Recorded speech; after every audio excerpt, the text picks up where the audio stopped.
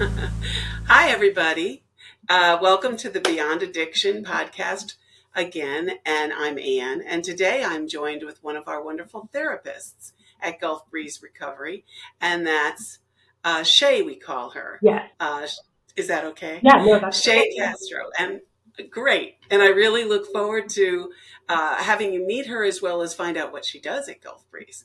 So, Shay, let's start there. Let's start with your 30-second elevator speech. What is your name and what do you do at Gulf Yeah, Breeze? thanks so much for the intro. And yeah, my name is Shana Castro, or Shay is as I go by here. But I am a licensed mental health counselor here at Gulf Breeze Recovery. And so what I do is I help instruct some of the classes. I do individual counseling, and I also assist in medical detox or some of the crisis interventions here. Perfect. That sounds great. Everyone's afraid of medical detox. That's a word that I would think that. Yeah. So let's talk about that for a second. What is your involvement and what is that like at Gulf Breeze Recovery? Yeah, medical detox, that's the highest level of care that we offer. And it's usually for, it depends on the time frame that people will be there. But it is, as you're talking about, that's the moment that I think scares people the most about entering treatment. Our body gets really creative whenever we make that very big decision to step away from substances. Uh, Essentially, what's going to happen is your body is going to really revolt against that. And people experience a lot of different symptoms. But here in medical detox, what we try to do is to offer a environment where it's the safest, the most comfortable. Our medical director is Dr. Scheid, and he's really incredible, along with the nurses, of being able to offer 24/7 support, monitoring for those symptoms, overseeing that care. And as counselors, what we do is we work alongside the medical team to come in, check in on clients each day, see how they're doing emotionally, how are they doing, cognitively, how are they functioning overall, what support can we offer. And I think one of my favorite things to do, because it's such an uncomfortable process at times for people, unless they come to medical treatment like this, is being able to shed some light on some of the possible symptoms that they can experience. Because some people say, "Oh my gosh, I am thinking fuzzy and I can't concentrate and I do have chills at night sometimes, and I thought I was going crazy and I thought that was me." I'm like, "No, this is part of the process." So, Wonderful. That's a great explanation. And I've often heard from guests that while they were most concerned about that part of if they needed detox, they were taken very well taken care of yeah, and comfortable. yeah. A lot of people say they're surprised at how much it's almost like a shot. Like you go to the doctor and you're kind of anticipating like getting a shot or having blood drawn. A lot of people are surprised by what they thought would be an unpleasant experience, but they said, you know, it was a lot better than they anticipated. Great. Well, let's get into a little bit more about your area of expertise, Okay. which I understand to be crisis intervention. Mhm. So let me know as a newbie, how do you define that in your words? Yeah. Um, Crisis intervention is really something that's unanticipated. It's and it's some event where there's immediate support that's needed, right? And this is because something feels intolerable or it really exceeds someone's ability to cope or exceeds their current resources that they have at that time. And so in order to prevent it from going any further, from, them possibly being in danger themselves, other people, or from something spiraling, that's where us as counselors, we step in to make sure that we mitigate any of those risks and offer comfort and support. All right. And how is it related to the area of addiction? Well, how does crisis intervention become important in the treatment of addiction? What a great question. Yeah. Uh, I think, and we all have different ideas of what, addiction is for and what that looks like. Uh, for a lot of us here, addiction looks like using because we feel something, we don't want to feel something that we usually do, or using because we want to feel something that we usually don't, right? And so if a substance outside of ourselves is being used to kind of regulate some of our feelings, we don't really know how to do that without those substances. And so it can be a lot when people are here. So they've made that scary step, they've done detox, and now they're in the program, or whether they're in detox still, emotions can kind of feel all over the place. And that's what we do as counselors is we're kind of able to guide to help kind of ground them, kind of pull them back, offer a sense of safety and really guiding through the process because while these emotions can feel intense, it's kind of like riding a wave, right? And especially once people go through medical detox, now they're open to something that's called PAWS, post-acute withdrawal syndrome, and this can last for weeks or months after people abstain from substances because the brain is still trying to catch up to the fact that we're not going to be ingesting the substances. And so it can look like mood swings and irritability and people saying, I just feel like I cry so easily all the time, concentration is difficult, sleep. And so, yeah, in this, while moods are kind of all over the place and emotions are, crisis intervention becomes paramount because, um, yeah, I don't think that people can get well if they don't feel safe, and safe especially within themselves. If they feel like they're just like going mad, going crazy, or it just feels unbearable. That's why, we respect this process so much and people's decision to be away from what's familiar to them, people that they love, making a really difficult decision. So, yeah, that's what crisis intervention, and that's why it's so important in this type of treatment as well. Very good. So help me, what is a crisis? Have we all experienced a crisis? Do I determine that it's a crisis in my own mind? Or are there things that are just more crisis like? Yeah. So what's a crisis to me is not a crisis to you. And sometimes it looks like people saying, very overtly, maybe being suicidal, right?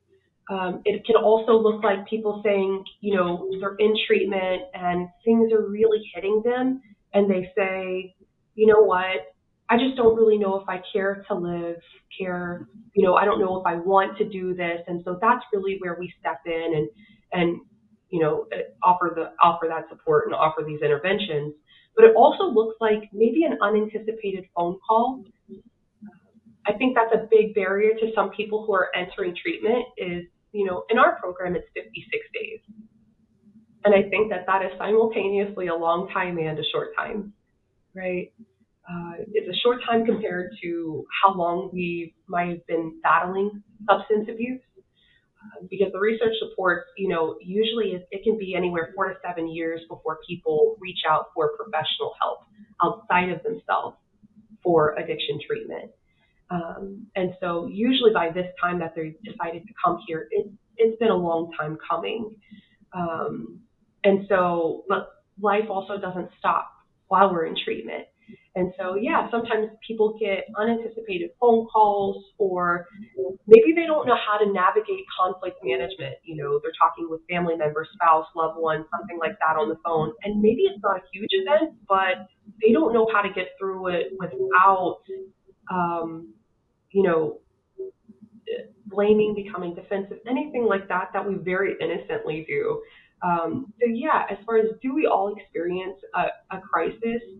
Yeah, I think that there are instances that we have in life where we just feel either tapped out. Maybe it's not necessarily that we can't do it. It's that maybe we're incapable in that moment. We're just exhausted. We've exceeded our bandwidth. Um, so yeah, I wish I had 24/7 support to crisis intervention myself as well. Like that'd be so nice. Very good. There's also this childhood trauma. Yeah, That's the one that I guess most of us are more familiar with. Does that impact you in the crisis intervention as well?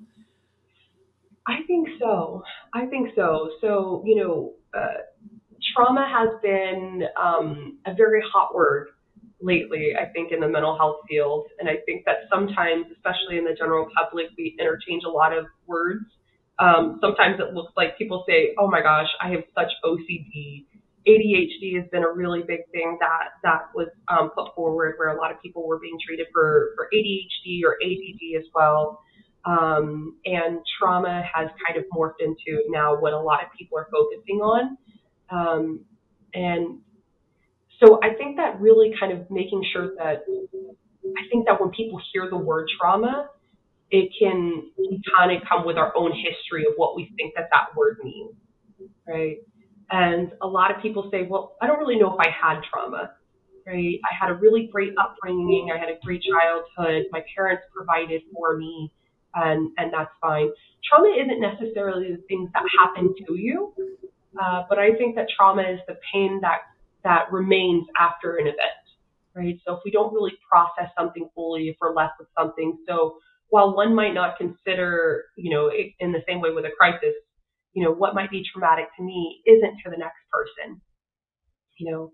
And so very overtly, we kind of think about, physical violence, sexual violence, or, domestic violence, verbal abuse. But it also looks like feeling chronically misunderstood, constantly unseen.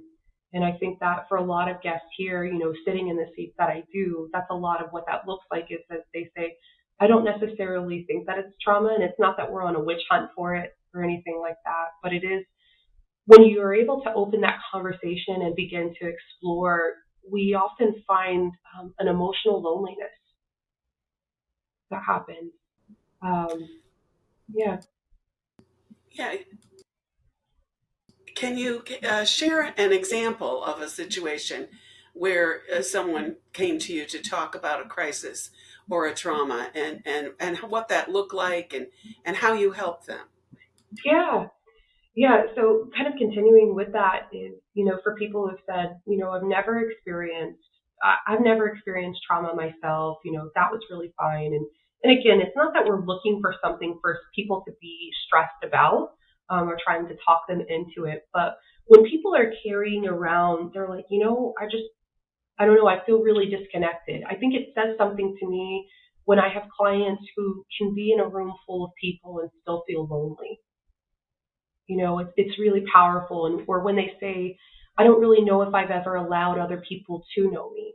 Maybe we've gone in situations in our life where we don't know how to navigate that, how we don't know how to share ourselves. Maybe we've been in relationships before where that didn't feel safe. If I put something forward that's really vulnerable, are you going to use that against me?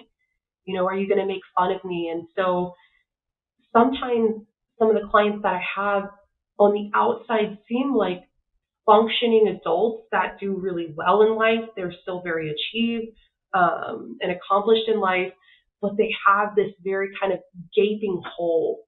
And so while one might not call this kind of an overt or what they call big T trauma, in other circumstances, maybe as we're exploring it, I've had people that say, as we're talking about this, I had someone, an incredible example that I remember is, they were talking about how the chef would come in every day and they would ask him about their day, you know, and what did you like about the food? What did you not like? And what does food mean for you? And they had said they went to the room later that night and they said, it sounds bizarre, but I just started crying when I was thinking about this because I don't think I've ever really had anybody ever check in with me like that. One, consistently, but two, to really slow down, even in their day when it's crazy, when it's hectic, and to be with me. And it was such a beautiful learning experience about how people kind of reflect back and they say, my parents were great. I had everything provided for me, but maybe they were so busy in things. And this is how it affects me today is that I didn't realize that I was someone that deserved to be checked in with, right? But yeah, that was a really great example of something that stood out for me. Yeah. So when I'm talking with you as my therapist, am I always in a group situation?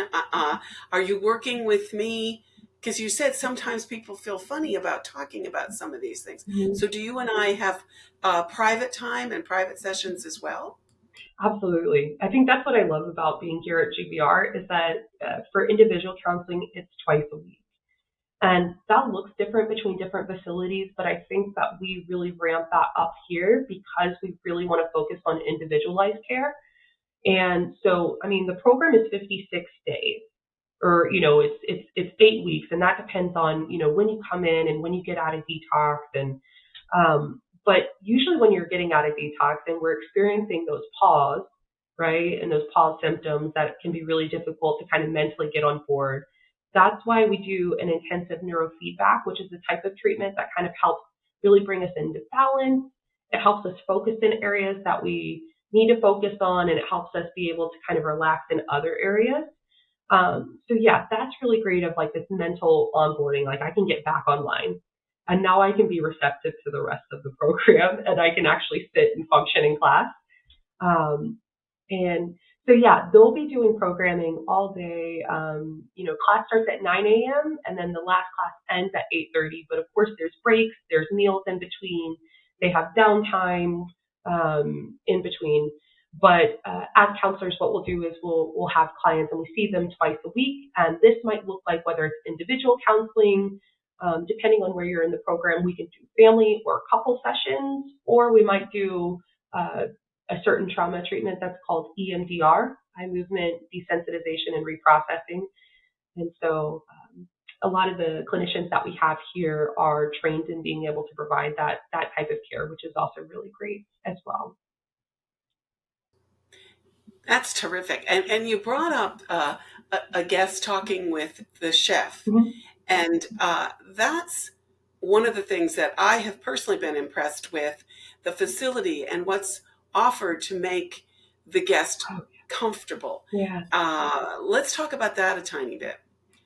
Yeah, so we have private chefs here that cook the meals, and of course, meals can vary, and some guests really share. They're like, "Oh my gosh, this is my favorite meal," and especially, oh my gosh, holidays, because it's so hard. No one wants to be here for holidays, but I love what our staff does to be able to make sure that if you're going to be here during a time that is so personal and intimate for you, I've seen the spread that the chef does and the decorations that the staff does for the holidays, and it's so magical, and that's something that I'm really appreciative of because this essentially becomes a place that people live for 56 days, right? So we're very mindful of that. But yes, so the chef, and we're always trying to take into to consideration dietary needs, allergies, dietary restrictions that need to be. So sometimes when people come in with a history of substance use, there have been impacts that people have had medically, physically. So if people have issues with liver, pancreatitis, gallbladder, cardiac issues, we're trying to also be mindful of offering meal options that are going to be mindful of that because that's part of this holistic approach is that it's not just telling people and that, alcohol or substances are bad. I think no client in here comes in with any illusion that what they have been doing isn't working, right? It's like telling someone with maybe an eating disorder that that's not healthy or someone who's in a bad relationship that it's not good. Like a lot of times people are like, I see that, but I can't stop, right? And so here at GBR, it's about something that's so much deeper. It's really getting to the root of things, and so sometimes it's not just addiction. Sometimes it's people pleasing and perfectionism and the way that we work out. Do we incessantly work out and we're obsessed with the way that our body looks? Are we workaholics? And do we drown ourselves in work or spending money? And so, yeah, it's a really comprehensive view of what we do here. It's not always just about substances or alcohol abuse. And so, part of this comprehensive, holistic approach is a really attuned staff. Really attuned staff and the clinical team, and that comes down to the staff support, down to our chefs, making sure that we're getting every detail right. Perfect. Well, I've heard wonderful things about you Oh, specifically from the staff, and that makes me want to know, why are you at Gulf Breeze Recovery? What drew you there, and how did that happen? Oh, thanks. That's so kind. Oh, that made me feel good. Thank you. Yeah, what drew me to Gold Freeze Recovery? I had previously served as a counselor at a county jail, right? And so really the transition was night and day, but there were also a lot of similarities in that I was in an environment previously where there was a lot of people in stress for being where they were. It was a structured environment. I was working with a lot of people who maybe had, substance abuse issues, histories of trauma, and of course, ongoing legal matters. And I never once thought that I would ever be in addiction treatment. And I kind of thought that even in my schooling, but I stumbled into GBR, and found that they were hiring for counselors, and so I come in and I realized that it's addiction treatment. But as soon as I began talking to the clinical directors who are doing these interviews, I'm realizing this is a completely different approach to addiction treatment. And I think that just their approach alone is what led me to be curious. And I see the same process in some of our guests who come here. Is that first they're a little bit they're hesitant, but then they dive in. And I haven't looked back since, and I absolutely love it here between the staff who really pour into making sure that we give guests everything that we can, and we're really committed to our mission here at GBR. But it's also seeing the transformation for guests. I think it was really impactful. Recently, we had where a guest said, "Have I caused a lot of damage and in my addiction? Yes, but I think that somehow I'm grateful that I had to have this to be able to come here." They were like, because the way that this changed my life, they're like, it's kind of sad that I had to have an addiction to get this, but I'm so grateful. And so to see this really come around for guests in the process is it's impactful. Great. And you were saying that Gulf Breeze approach was so unique. And I've heard many times when I've talked with guests, they've said how they wish people, whether they had an addiction or not, could go through this program because they found it to be life changing. How would you describe the uniqueness of Gulf Breeze Recovery's program without identifying or going into detail? Yeah, But what makes it unique? I think what makes it unique is because we're not so primarily focused on substances. I mean, that is a part of the program, but essentially we are teaching people how to be, right? I think we get so caught up in the doing, the going through the routine, going through the emotions, the day to day, where we lose a sense of connection to meaning, to purpose, to people around us, and we're just kind of checking the boxes. And I think here at GBR, it's really, and again, that's really why the program is 56 days, is because that takes a while for us to be able to get into the hang of doing, and this is a great start to that. So yeah, I think if we can kind of put that in a nutshell, it's learning how to be with ourselves, how to be with others. Yeah, it's a beautiful process to watch. Yeah, that's. I mean, if you can be with yourself again comfortably, Yeah. you can be in almost any situation. You were speaking about coming in and teaching classes. What classes do you teach at Gulf Breeze Recovery? Oh, I geek out with teaching classes. I geek out. It's one of my favorite things to do. And so for classes, we will talk about how to not take things so personally, right? Which I don't. I like. We have people all over who are like, "Can we just sit in? Can we watch that?" Because that's something that's so real. We'll talk about what are red flags, what are green flags in relationships. What are some of the medical and the scientific underpinnings of addiction? How do we cope with cravings and loneliness?